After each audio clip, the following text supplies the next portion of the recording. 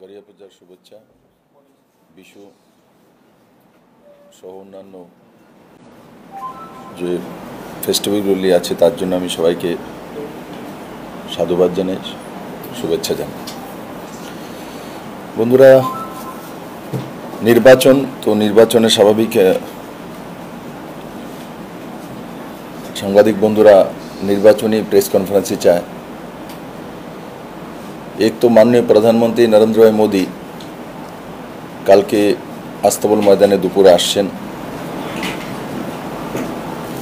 আর সেটা ত্রিপুরার জন্য একটা প্রেস্টিজিয়াস ইভেন্ট বা প্রেস্টিজিয়াস কার্যক্রম। কারণ কি প্রথমবার দেশের কোনো প্রধানমন্ত্রী কোনো ফেজের ইলেকশন যে স্টার্ট হতে যাচ্ছে ফার্স্ট ফেজ, আর তার লাস্ট দিন প্রচার আমাদের ভূমি ত্রিপুরা রাজ্য করে ওনার শেষ প্রচার। এটা পুরো ভারতবর্ষের মধ্যে মেসেজ যাবে লাস্ট প্রচার নরেন্দ্র মোদী কোথা থেকে করেছে, আর ওখান থেকে উনি মেসেজ দেবেন। কারণ লাস্টের যে প্রচার হয় সেখানে মেসেজটা দেন উনি সারা ভারতবর্ষে। সেটা জাতি ধর্ম বল মত নির্বিশেষে 40 লক্ষ ত্রিপুরাবাসীর জন্য এটা গৌরবের দিন। আমি তার জন্য আপনাদের মাধ্যমে সমস্ত ত্রিপুরাবাসীকে আমি অনুরোধ করব, মাননীয় প্রধানমন্ত্রী যে সম্মানটা আমাদেরকে দিয়েছেন যে উনি লাস্ট প্রচার ত্রিপুরার নর্থ ইস্টের ঈশান কোণের ত্রিপুরেশ্বরী মায়ের ভূমি থেকে করবেন, আর এখান থেকে পুরো দেশকে সন্দেশ দেবেন, এটা অত্যন্ত আমাদের জন্য গর্বের বিষয়। আর এটা একমাত্র নরেন্দ্র ভাই মোদীই করতে পারেন, অন্য কোনো প্রধানমন্ত্রী করেছেন কিনা আমার মনে নেই। আপনারা একবার দেখে নেওয়া দরকার। আর আপনাদের মাধ্যমে আমি এখনো সমস্ত ত্রিপুরাবাসীকে স্বাগত জানাই যে ত্রিপুরা আস্তাবল ময়দানে কালকে 12:30 থেকে 1টার মধ্যে পৌঁছে যাওয়ার জন্য আপনারা স্বাগত। দ্বিতীয় বিষয় হচ্ছে বন্ধুরা, এখানে কংগ্রেস এবং সিপিএম এর অ্যালায়েন্স হয়েছে। কংগ্রেস একটাতে প্রার্থী দিয়েছে পশ্চিমে, পূর্বে কমিউনিস্ট পার্টি দিয়েছে। আর এরা বলেন এরা ইন্ডির অ্যালায়েন্স, তাদের কি এখন কংগ্রেস সিপিএম অ্যালায়েন্স বলেন না। যারা কংগ্রেসও আজকে নেতৃত্ব সিপিএম এর সঙ্গে ইলেকশনে গিয়েছেন একসঙ্গে, ওনারাই একসময় পশ্চিমবাংলাতে যখন সিপিএম কংগ্রেস এক জায়গায় এসেছিল তখন ওনারা ওইদিকে না গিয়ে তৃণমূল কংগ্রেসে গিয়েছিলেন। কারণ সিপিএম কংগ্রেস এক জায়গায় হওয়াতে এখানে কংগ্রেস করতে তাদের অসুবিধা হবে। আর এটাই ত্রিপুরা মানুষের সামনে রেখেছেন, দেখো আমরা কত কমিউনিস্ট বিরোধী, কংগ্রেস কমিউনিস্ট ওয়েস্ট বেঙ্গলে একসঙ্গে হয়ে গেছে, তার জন্য আমরা কংগ্রেস পরিত্যাগ করে তৃণমূলে গিয়ে যাচ্ছি। তারপর তৃণমূল ত্যাগ করে পরবর্তী সময় বিজেপিতে এসছে, তারপর আবার বিজেপি ত্যাগ করে আবার কংগ্রেসে গিয়েছে। আর এবার যেটার জন্য প্রথম শুরুয়াত করেছিল যে কংগ্রেস আর সিপিএম এক জায়গায় যাওয়া মেনে নেওয়া যেতে পারে না, এখন ওনারাই সেই অ্যালায়েন্সটা সিপিএম এর সঙ্গে করেছেন। তো ইতিহাসগুলো ত্রিপুরাবাসী জানে, কিন্তু আমাদের মুখ দিয়ে বেরোনোর দরকার, সাংবাদিক বন্ধুদের মুখ দিয়ে বেরোনোর দরকার। আর এই স্থিতিতে ইন্ডির যে ম্যানিফেস্টো, আমাদের একটা ম্যানিফেস্টো রিলিজ হয়েছে, আপনারা নিশ্চয়ই দেখেছেন। আমরা মানুষের হিতে করেছি, যারা পাকা ঘর নেই তাদের জন্য 3 কোটি আরো ঘর দেওয়ার ব্যবস্থা, গ্যাসের পাইপের মাধ্যমে প্রতি ঘরে গ্যাসের কানেকশন পৌঁছে দেওয়া, এগুলো আম আদমির মূল জরুরত। আমরা ডেইলি আমাদের আগুনের প্রয়োজন হয়, রান্নার প্রয়োজন হয়, তো তার ব্যবস্থা, আমাদের একটা উপরে ছাদ চাই থাকার জন্য, তার ব্যবস্থা। বাকি আমি ডিটেলস বলবো না, আমি সেই জায়গায় যাব। ইন্ডির যে গঠবন্ধনগুলো ভারতবর্ষের মধ্যে আলাদা আলাদা স্টেটের মধ্যে এরা আলাদা আলাদা নিজেদের ম্যানিফেস্টো রিলিজ করে দিয়েছে। যেমন বিহারে আরজেডি আলাদা ম্যানিফেস্টো লাগু করে দিয়েছে। তো কিসের গঠবন্ধন? কিসের গঠবন্ধন? আমরাও এনডিএতে ছিলাম, আজকে থেকে না, অটলজি সরকার থেকে আমাদের এনডিএর একটা ম্যানিফেস্টো হতো। বিজেপির আলাদা 370, আর্টিকেল 35, রাম মন্দির বিজেপির ছিল। কিন্তু আমরা যখন অ্যালায়েন্সে গিয়েছিলাম, খেয়াল আছে আপনারা জানেন যে আমরা এনডিএর একটা কমন মিনিমাম প্রোগ্রাম আমরা লাগু করেছি, ওটাতে আমাদের মূল ইস্যু ছিল। কিন্তু কাকে ইন্ডিয়ার মানুষকে আবার বেউকুফ বানানোর বিষয়। বিহারের লালু প্রসাদের সুপুত্র যে ম্যানিফেস্টো রিলিজ করেছে, সেই ম্যানিফেস্টো যা খুশি তা লিখেছে। বিহারে কুল মিলে 40টা সিট, 40টা সিট যদি ও পেয়ে যায়, ভারতের প্রধানমন্ত্রী কিভাবে তৈরি করবে? মানে যা কিছু যা লিখে দেবে, মানে এমন হালকাতে লোকসভা ইলেকশনকে নিচ্ছে, যে ইলেকশনের দ্বারা রাষ্ট্রের প্রধান নির্ধারিত হয়। এখানে কমিউনিস্ট আর কংগ্রেসের অ্যালায়েন্স, হাত চেনে ভোট দেবেন, কিন্তু কমিউনিস্টের আলাদা ম্যানিফেস্টো। ও সবচাইতে খতরনাক যেটা দুর্ভাগ্য, যে কমিউনিস্টদের ম্যানিফেস্টোর মধ্যে অনেক কিছু আছে, কিন্তু সবচেয়ে দুর্ভাগ্য সিকিউরিটি ম্যাটার্স, তার মধ্যে দ্বিতীয় যে point, complete elimination of nuclear weapons and other weapons of mass destruction including chemical and biological weapons। ये तो पाकिस्तानी भाषा। अटल बिहारी वाजपेयी भारत रत्न पूर्व प्रधानमंत्री पोखरण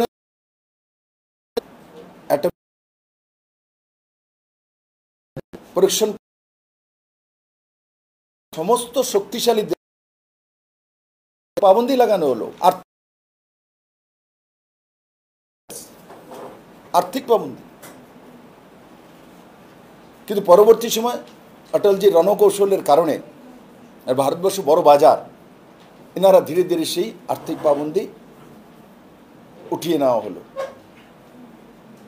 কিন্তু ভারতবাসী याद করুন সাংবাদিক বন্ধুরা, আপনারা যখন নিউক্লিয়ার পরীক্ষণ করা হলো পোখরণে, क्या আমরা গর্ব করিনি?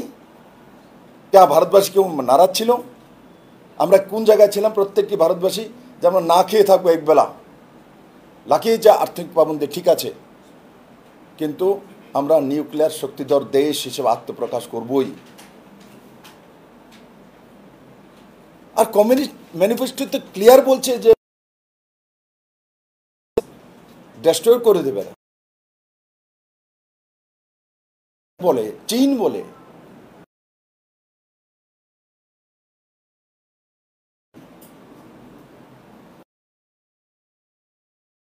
থাকা উচিত নয়।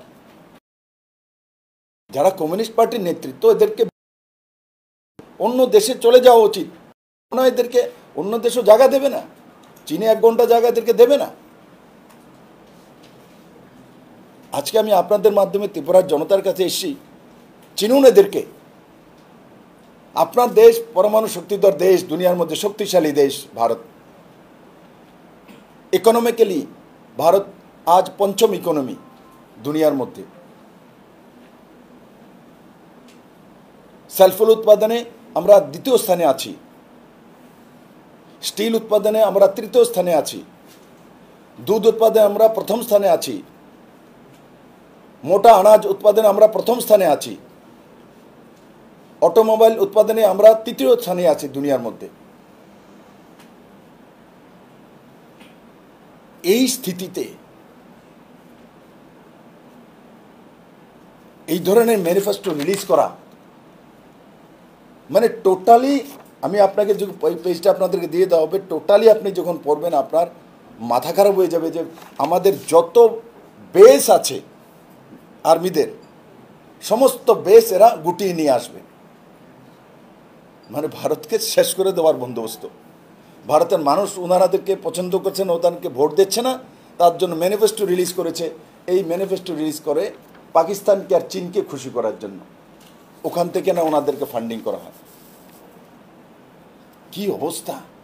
দেশ বিক্রি করে খাবো। আরে আমরা মরে যাব, তবু দেশের রাষ্ট্রের সিকিউরিটির সঙ্গে কম্প্রোমাইজ করবো না, দরকার হলে এক বেলাও না খাবো, স্বাভিমানে থাকবো। উই আর ইন্ডিয়ান, আমরা ভারতবাসী।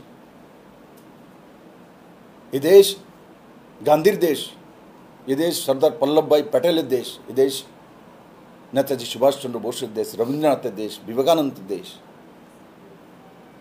আর এই দেশে এসে কমিউনিস্ট 2024-এ যখন গুগলের জামানা, তখন এই ধরনের ম্যানিফেস্টো রিলিজ করে, আমি বাকিগুলো পড়ছি না, সবগুলো পড়লে আপনাদের ভয় লাগবে, আতঙ্ক লাগবে, মনে হবে যে কোন আতঙ্কবাদী এটা রিলিজ করেছে। কোন রাজনৈতিক দল কিভাবে এইসব ম্যানিফেস্টো রিলিজ করতে পারে? আমি ধিক্কার জানাই এবং ত্রিপুরার মানুষের কাছে আমি আবেদন জানাই, এই ধরনের জোট, এই ধরনের অনৈতিক ভাবনা, রাষ্ট্রবিরোধী ভাবনা, তাদেরকে ধিক্কার জানান। আর এই ইলেকশনে তাদেরকে সঠিক রাস্তা দেখান। আর আপনাদের মাধ্যমে এ রাজ্যের কমিউনিস্ট পার্টির সবচাইতে বয়োজ্যেষ্ঠ নেতৃত্ব, যিনি 4 বার মুখ্যমন্ত্রী ছিলেন, কথায় কথায় বারবার সংবিধান বাঁচানোর জন্য এবার উনি হাত চিহ্নে ভোট দেবেন, উনি রাষ্ট্র বাঁচানোর জন্য, রাষ্ট্রের অস্তিত্ব বাঁচানোর জন্য। ওনার ম্যানিফেস্টো কি রাষ্ট্রের অস্তিত্ব বাঁচাচ্ছে? ওনার ম্যানিফেস্টো কি সংবিধান রক্ষা করছে? আমি প্রথম দিন থেকে বলেছি, এরা ভারতকে ভালোবাসে না, ত্রিপুরার মাটিকেও ভালোবাসে না। এদের পার্টি সর্বস্ব, পার্টি যা বলবে তাই করবে, না ভারতের সংস্কার বোঝে, না ভারতবর্ষের রীতিনীতি। আর তার জন্যই তো মানিকবাবু, মানিক সরকার বিলুনিয়াতে গিয়ে বলছেন, রামলালার যদি ভগবান হয়েই থাকে, ওনার বলার টোন কি? এটা বিশ্বাস, ভারতবাসী বিশ্বাসের উপর আপনি আঘাত আনছেন, আমাদের সংস্কৃতি, আমাদের সনাতন উপরে। তারপর আপনি কোথায় যাচ্ছেন যে প্রধানমন্ত্রীর কি দরকার সেখানে প্রাণ প্রতিষ্ঠা করা? ও তো ভগবানই, তাতে হবে প্রাণ প্রতিষ্ঠা? আপনার কমন সেন্স পর্যন্ত নেই। আপনি রাষ্ট্রের বিষয়ে জানেন না, আপনি সনাতনকে জানেন না, ভারতের রীতিনীতিকে জানেন না। আপনি যে স্টেটের মধ্যে মুখ্যমন্ত্রী ছিলেন, এখানে দুর্গা পূজা হয়, কালী পূজা হয়, লক্ষ্মী পূজা হয়, সরস্বতী পূজা হয়, মূর্তি পূজা হয়। মূর্তির প্রাণ প্রতিষ্ঠা করতে হয়, যতক্ষণ পর্যন্ত না দুর্গা তৈরি করার পর, বানানোর পর প্রাণ প্রতিষ্ঠা না হয়, ততক্ষণ পর্যন্ত সে ভগবানের প্রতিমূর্তি হিসেবে আমরা তাকে মানি না। সেটা মাত্র একটা মূর্তি তৈরি হয়েছে, যখন প্রাণ প্রতিষ্ঠা করে দেওয়া হয় তখন আমরা মানি মা দুর্গা আমাদের সামনে আবির্ভাব হয়েছে। এটা পর্যন্ত আপনার এই বয়সে খেয়াল নেই। তো আপনারা সবসময় ভারতীয় চিন্তাধারা, ভারতীয় ব্যবস্থা, ভারতীয় রীতিনীতি, এগুলোর মধ্যে আঘাত করা। 2018 ত্রিপুরার মানুষ এভাবে আপনাদেরকে বিদায় দিয়েছে, তারপরও আপনাদের শিক্ষা নেই।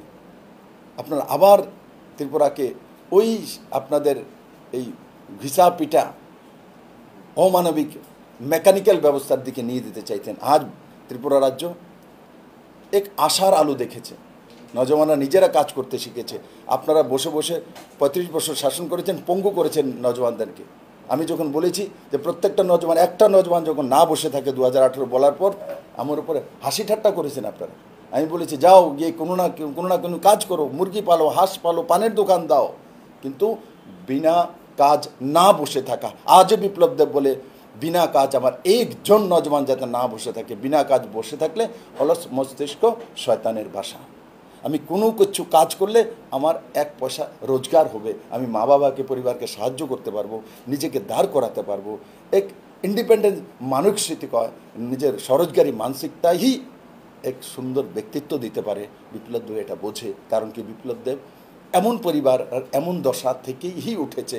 কারণ আমার কাছেও 1 পয়সা পুঁজি ছিল না, নিজের পরিশ্রম করেই আমি জামজুরি থেকে দিল্লি পর্যন্ত গিয়েছিলাম।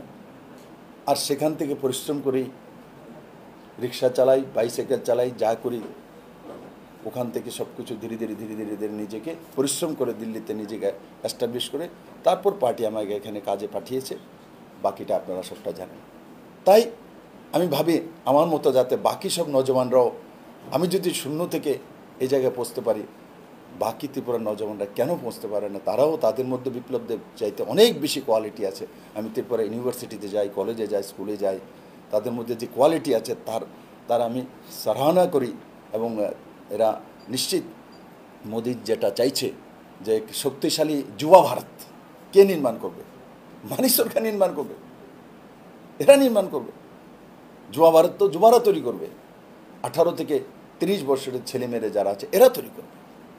আজকে আমি গর্ব করি, আমি সরকারে যখন মুখ্যমন্ত্রী ছিলাম স্টার্ট আপ ত্রিপুরাতে শুরু করেছিলাম। আজকে 36টা স্টার্ট আপ রেজিস্টার্ড আছে ত্রিপুরাতে। আর নর্থ ইস্টে প্রায় 10,000 ছেলে মেয়ে স্টার্ট আপের মাধ্যমে রোজগার করে, আর তাতে 1000 করোড় ইকোনমি। এটার নাম হচ্ছে নরেন্দ্র ভাই মোদী। যুবা ছাড়া দেশ নেই, যুবারাই ভবিষ্যৎ, যুবাই এনার্জি, যুবাই সব কিছু। তাই আপনাদের মাধ্যমে আবারও আমি সমস্ত ত্রিপুরাবাসীকে বলবো, আগামী 19 তারিখ নির্বাচন রয়েছে, 26 তারিখ ত্রিপুরাতে নির্বাচন রয়েছে। এই কংগ্রেস আর কমিউনিস্টদেরকে এই যে আমি বললাম নিউক্লিয়ার ওয়েপন ডেস্ট্রয় করার যে ওরা নির্ণয় নিয়েছে, বাকি যে আমাদের আর্মি বেস সব শেষ করার, তার মধ্যে সমস্ত আর্মি বেস শেষ করে দেবে। কি বলছে? রাষ্ট্রকেই শেষ করে দেওয়ার ব্যবস্থা, পাকিস্তানের হাতে তুলে দেওয়ার ব্যবস্থা, চীনের হাতে তুলে দেওয়ার ব্যবস্থা। চীনের সঙ্গে লেখা আছে, চীনের সঙ্গে সব মিটিং করে শেষ করবে, পাকিস্তানের সঙ্গে সব মিটিং করে শেষ করবে। চীন আর পাকিস্তান নিয়ে ব্যস্ত আছে, তার মধ্যে ভারতের কিচ্ছু নেই। ত্রিপুরাতে কী করবে? কিচ্ছু নেই। কেরালাতে কী করবে? কিচ্ছু নেই। 140 কোটি ভারতবাসীর জন্য কী করবে? নেই। আমাদের সিকিউরিটির জন্য কী করবে? এখানে কিচ্ছু নেই। পাকিস্তানের সিকিউরিটির জন্য কী করবে? চীনের ভালো হবে তার জন্য কী করবে? তাই সেইগুলো লিখেছে। আমি তার জন্য আপনাদের মধ্যে আবারও করজোরে ত্রিপুরাবাসী নির্বাচনে এদেরকে ইভিএম মেশিনের মাধ্যমে রাস্তা দেখান। এদের জায়গা নেই, এদের যাওয়া উচিত পাকিস্তানে। এখানে থাকার ওদের অধিকার নেই এই ম্যানিফেস্টো রিলিজ করার পর। আর কংগ্রেসিরা স্পষ্ট করুক এই ম্যানিফেস্টো এরা স্বীকার করে কিনা। তাদের সর্বভারতীয় নেতৃত্ব আসক, মানুষের সামনে এসে বলুক যে আমরা কমিউনিস্টের সেই ম্যানিফেস্টোর সঙ্গে একমত। আর একমত না হলে কিভাবে তারা অ্যালায়েন্স করে একসঙ্গে রাজনীতি করতে। আমি তার জন্য প্রথম থেকে বলছি, এই ইন্ডিয়া অ্যালায়েন্স কোনো কিছু না, শুধু ব্যক্তি স্বার্থের খাতির নিজে যে মানিক সরকার বলছে অস্তিত্ব, নিজের অস্তিত্ব রক্ষার জন্য এই কাজগুলি করেছে। বিপ্লব দেব, নরেন্দ্র মোদী, অমিত ভাই শাহ, মানিক শাহ কোনোদিনও নিজের অস্তিত্ব বাঁচানোর জন্য দেশকে বিপন্ন করবো না, দরকার হলে মরে যাব। তাই আমি আপনাদের মধ্যে সমস্ত ত্রিপুরাবাসীর কাছে নিবেদন করব, ভাবুন কাদের হাতে সত্তা ছিল এতদিন, কাদের হাতে ত্রিপুরা ছিল, কারা এখানে নেতৃত্ব করত। এদের আসলি চেহারা দেখুন আর নির্ণয় নিন 19 তারিখ আর 26 তারিখ, তার প্রতিবাদ করুন। ধন্যবাদ। কিছু জিজ্ঞাসা থাকলে বলতে পারো।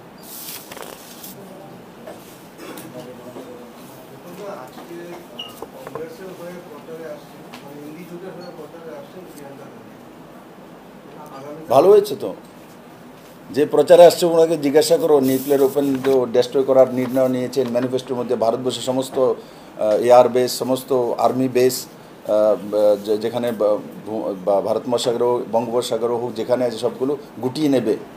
ইউএনের সঙ্গে কোনো ইয়ে করবে না, ইউএসের সঙ্গে করবে না, রাশিয়ার সঙ্গে করবে। এইগুলো যে লিখেছে এইগুলো জিজ্ঞাসা করুন না ওনাকে, স্পষ্ট করে। ভালোই তো হয়েছে উনি এসছেন। সেরকম কোনো প্রভাব কি দেখা যাবে? কারণ BJP already Amit Shah ready সভা করে গেছে, আগামীকালে প্রধানমন্ত্রী আছে, সেই জায়গায় দাঁড়িয়ে প্রচারের টেক্কা দেওয়ার ব্যাপারটা কিরকম হবে? ইভিনিং ওয়াক করার জন্য আসছে। এখানে ত্রিপুরা তো অনেক লোক করে, তোমরাও করো ইভিনিং ওয়াক, আপনারাও করেন, ওনারাও করার জন্য আছে ইভিনিং ওয়াক করেন। আপনারা গিয়ে সঙ্গে আপনারাও যান, ওয়াক করলে শরীরটা ভালো থাকবে। আমি তো করি 5-7 কিলোমিটার ঘুরি।